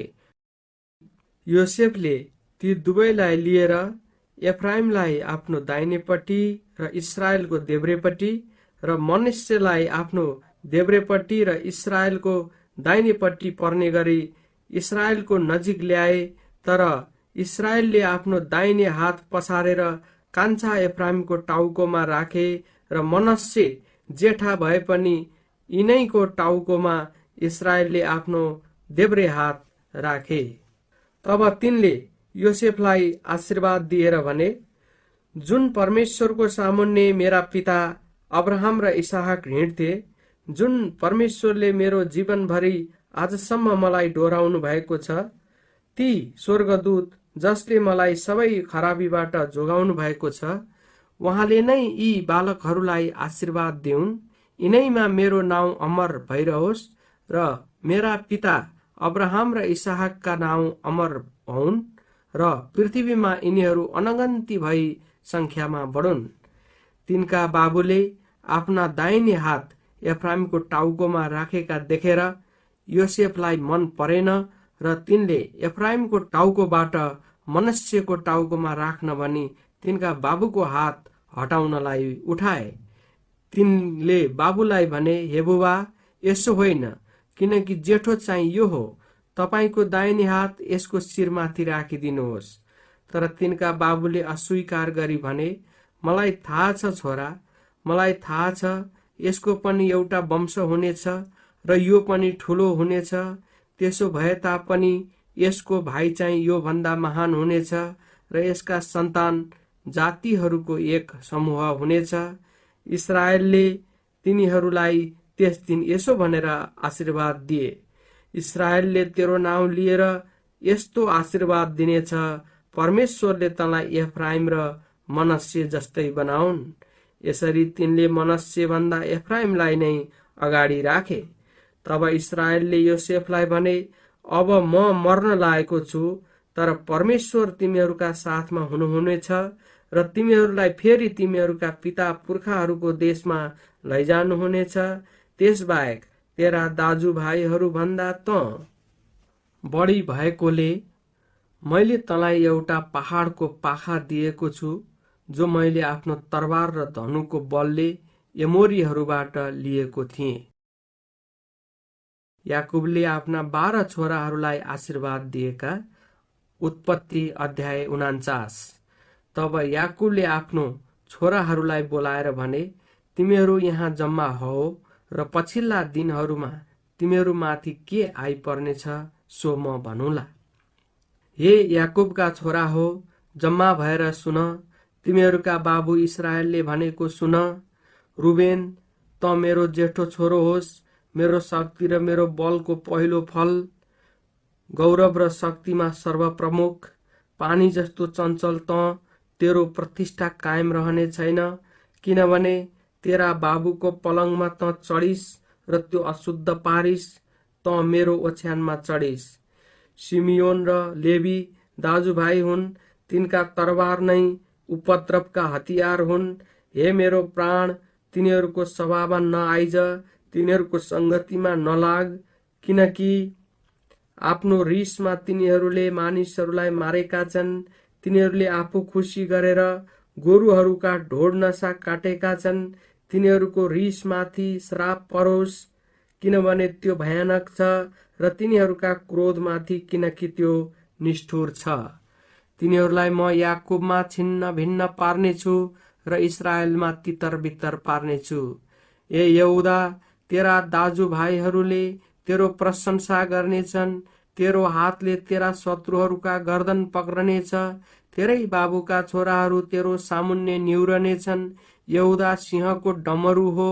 ए मेरो छोरो, शिकारबाट त आएको छस्, त्यो निहुरिन्छन् र सिंह झैं लेटिरहन्छन्। सिंहनी झैं कसले त्यसलाई उठाउने आँट गर्छ? यहुदाको हातबाट राजदण्ड हट्ने छैन, राज्य चलाउनेको लाठी त्यसका खुट्टाका बीचबाट हट्ने छैन, जबसम्म त्यसका मालिक आउँदैनन् र जातिहरू उहाँको आज्ञाकारी बन्नेछन्। त्यसको गधालाई दाखको बोटमा र गधाको बछेडालाई चाहिँ उत्तम जातको हाँगा बाँध्नेछ। त्यसले आफ्ना लुगाहरू दाख मध्येमा, आफ्ना पोसाक अंगुरको रसमा धुनेछन्। त्यसका आँखा दाख मध्य भन्दा गाढा र त्यसका दाँत दूध भन्दा सेता हुनेछन्। जबुलुनको बास समुद्रको किनारमा हुनेछ, जहाजहरूका निम्ति त्यो बन्दरगाह हुनेछ र त्यसको सिमाना सिदोनसम्म हुनेछ। इस्साखार बलियो गधा हो, जो दुई भारीहरूका बीचमा लेटिरहन्छ। आफ्नो विश्रामको ठाउँ असल रहेछ र त्यसको देश रमाइलो रहेछ भन्ने त्यसले देखेपछि त्यसले भारी बोक्नलाई आफ्नो काँध झुकाउनेछ र बेगारीको काम गर्न मान्नेछ। इस्राएलका कुल मध्येको एक भएर दानले आफ्ना मानिसहरूका निम्ति न्याय गर्नेछ। दान चाहिँ बाटोमा भएको एउटा सर्प र गोरेटोमा भएको विषालु साँप हुनेछ, जसले घोडाका कुर्कुच्चा डस्छ र त्यसको घोडचढी चाहिँ पछिल्तिर लोड्छ। हे प्रभु, म तपाईको उद्धारको प्रतीक्षा गर्दै आएको छु। गादमाथि एक दलले आक्रमण त गर्नेछ, तर त्यसले तिनीहरूलाई उल्टा लखेड्दै हमला गर्नेछ। आशेरबाट उत्पन्न हुने अनाजहरू उत्तम हुनेछन् र त्यसले राजकीय खाना बाँडिदिनेछ। नप्ताली फुकाएकी मुडुली मृग हो, जसले सुन्दर सुन्दर बच्चा ब्याउँछे। योसेफ फलले लटरम्म भएको एउटा लहरा हो, पानीको मूलनेर भएको फल दिने लहरा, जसका हाँगाहरू पर्खाल माथि माथि फैलन्छन्। धनुर्धारीहरूले त्यसलाई ज्यादै दुःख दिए, त्यसमाथि काँड चलाएर त्यसको खेदो गरे। तैपनि त्यसको धनु दह्रो नै रह्यो र त्यसका पाखुराहरू फुर्तिलै रहे। याकुबका परम शक्तिशालीको हातद्वारा ती गोठाला इस्राएलको चट्टानद्वारा, अर्थात् तेरा बाबुका परमेश्वर, जसले तँलाई सहायता गर्नुहुन्छ, सर्वशक्तिमान जसले तँलाई आशिष दिनुहुन्छ, माथि स्वर्गका आशिषहरू, तल अगाधका आशिषहरू, स्तन र गर्भका आशिषहरू। तेरा बाबुका आशीर्वाद प्राचीन पहाडहरूका आशीर्वाद भन्दा र अनन्त डाँडाहरूका आशिष भन्दा प्रबल छ। ती सबै योसेफको शिरमा हुन्, त्यसका दाजुभाइहरू मध्येका प्रधानको शिरैमा। बेन्यामिन त एउटा फहराउने ब्वाँसो हो, बिहान चाहिँ ल्याएको शिकार त्यसले खान्छ र बेलुकी चाहिँ त्यसले लुट बाँड्छ। यी सबै इस्राएलका 12 कुल हुन्। आफ्ना बाबुले तिनीहरूलाई आशीर्वाद दिँदै भनेको कुरा यही हो, प्रत्येकलाई तिनले सुहाउँदो आशीर्वाद दिए। याकुबको मृत्यु। तब तिनले तिनीहरूलाई यो आज्ञा दिए, म त मेरा मानिसहरू कहाँ मिल्न जान लागेको छु। हित्ती एप्रोनको खेतमा भएको ओडारमा मेरा पिता पुर्खाहरूका साथमा मलाई गाड, अर्थात् कनान देशमा। मम्रे नेरको मकपेलाको खेतमा भएको ओडार, जो अब्राहमले हित्ती एप्रोनको हातबाट खेत समेत चिहान बनाउनलाई किनेका थिए। त्यही नै उनीहरूले अब्राहम र तिनकी पत्नी सारालाई गाडेका थिए र त्यहाँ नै उनीहरूले इसहाक र तिनकी पत्नी रिबेकालाई पनि गाडेका थिए। त्यही नै मैले लेयालाई गाडे। त्यो खेत र त्यहाँ भएको ओडार हित्तीहरूको हातबाट किनेको हो। छोराहरूलाई यो आज्ञा दिइसकेपछि याकुबले आफ्नो खुट्टा ओछ्यानमा पसारेर आफ्नो प्राण त्यागे र आफ्ना पिता पुर्खाहरूसँग मिल्न गए। उत्पत्ति अध्याय 50। याकुबलाई गाडेको। योसेफ आफ्ना बाबुमाथि घोप्टो परेर रोए र तिनलाई मुहाई खाए। तब योसेफले आफ्नो सेवामा हुने वैद्यहरूलाई आफ्ना पिताको लासमा सुगन्धित लेप मल्न लगाए। यसकारण ती वैद्यहरूले इस्राएलको लासमा सुगन्धित लेप मले। यसको निम्ति 40 दिन लागेको थियो, किनकि सुगन्धित लेप लाउन यति नै दिन लाग्थ्यो। तिनको निम्ति मिस्त्रीहरूले पनि 70 दिन शोक मनाए। तिनको निम्ति शोक मनाउने दिन बितेपछि योसेफले फारोका भारदारहरूसँग यसरी कुरा गरे, यदि तिम्रो निगाह म माथि छ भने कृपा गरी यो मेरो कुरा फारो कहाँ लगिदेऊ। मेरा बाबुले मलाई यसो भनेर क्रिया हाल्न लाउनु भयो, म मर्न लागेको छु। कनान देशमा म आफैले खनेर बनाएको मेरो चिहानमा मलाई गाड्नु। यसकारण कृपा गरी गएर मेरा बाबुलाई त्यही गाडेर फर्किआउन पाऊ। फारोले जवाफ दिए, तिमीलाई उनले क्रिया हाल्न लाए बमोजिम गएर तिम्रा बाबुलाई गाड। यसैले आफ्ना बाबुलाई गाड्न योसेफ गए। तिनका साथमा फारोका सारा अधिकारीहरू, उनका भारदारहरू र मिस्रका सबै मुख्य मानिसहरू र साथै योसेफका परिवारका सबै र तिनका दाजुभाइहरू र तिनका बाबुका परिवारका सबै गए। केवल तिनीहरूका बालबच्चा, तिनीहरूका बगाल र बथानहरू गोसेन प्रदेशमा नै छोडिएर रहे। तिनका साथमा रथहरू र घोडचरीहरू पनि गए। त्यो एउटा ठुलो मलामीको समूह थियो। जब तिनीहरू यर्दन नेरको आतादको खलामा आइपुगे, तब तिनीहरूले साह्रै अफसोस गरेर रुवाबासी गरे। अनि त्यहाँ योसेफले 7 दिनसम्म आफ्ना बाबुको निम्ति विलाप गरे। त्यस देशका बासिन्दा कनानीहरूले आतादको खलामा गरेको विलाप देखेर भने, यो त मिश्रीहरूको भारी विलाप रहेछ। यसकारण यर्दन नेरको त्यस ठाउँको नाउँ हाबिल मिश्रैम राखियो। त्यो यर्दन पारिपट्टि छ। यसरी याकुबले तिनीहरूलाई आज्ञा गरे बमोजिम छोराहरूले गरे। तिनका छोराहरूले तिनलाई कनानसम्मै पुर्याए र हित्ती एप्रोनसँग खेत समेत अब्राहमले चिहान बनाउनलाई किनेको ओडार अर्थात् मम्रे नेरको मकपेलाको खेतमा भएको ओडारमा तिनलाई गाडे। आफ्ना बाबुलाई गाडिसकेपछि आफ्ना दाजुभाइहरू र आफ्ना बाबुलाई गाड्न तिनीसँग भएका सबैका साथमा योसेफ मिश्रमा फर्के। बाबुको मृत्यु भएको देखेर योसेफका दाजु भाइहरूले आपसमा भने, सायद अब योसेफले हामीसँग दुश्मनी गर्नेछ र हामीले उसलाई गरेका सबै खराबीको बदला लिनेछ। यसै कारण उनीहरूले यसो भनेर योसेफ कहाँ खबर पठाए, मर्नुभन्दा अघि तपाईका बाबुले यस्तो आज्ञा दिनुभएको थियो, तिमीहरूले योसेफलाई भन, कृपा गरी उनीहरूले तिमीसँग खराबी गरेकोमा तिम्रा दाजुहरूका अपराध क्षमा गर। अब बिन्ती छ, कृपा गरी तपाईका बाबुका परमेश्वरका दासहरूका अपराध क्षमा गर्नुहोस्। उनीहरूको यस्तो कुरा सुनेपछि योसेफ रोए। तिनका दाजुहरू पनि आएर तिनका सामुन्ने घोप्टो परेर भने, हेर्नुहोस्, हामी तपाईका दास हौं। तर योसेफले उनीहरूलाई भने, नडराओ, के म परमेश्वरको स्थानमा छु र? तिमीहरूले मेरो विरुद्धमा हानि गर्ने विचार गरेका थियौ, तर परमेश्वरले त्यही कामद्वारा भलाइ गर्ने विचार गर्नुभयो, ताकि जसरी आज भइरहेको छ त्यसरी नै धेरैजना मानिसहरू बाँचिरहन्। यसकारण नडराओ, तिमीहरूलाई तिमीहरूका बालबच्चा समेत म पालन पोषण गर्नेछु। यसरी तिनले उनीहरूलाई ढाडस र सान्त्वना दिए। योसेफको मृत्यु। योसेफ र तिनका बाबुका परिवारहरू मिश्रमै बसे र योसेफ 110 वर्षसम्म बाँचे। योसेफले एफ्राइमको पनातीसम्म पनि देखे। मनस्सेका छोरा माकिरका भर्खर जन्मेका बालबच्चा पनि योसेफकै घुँडामा राखिए।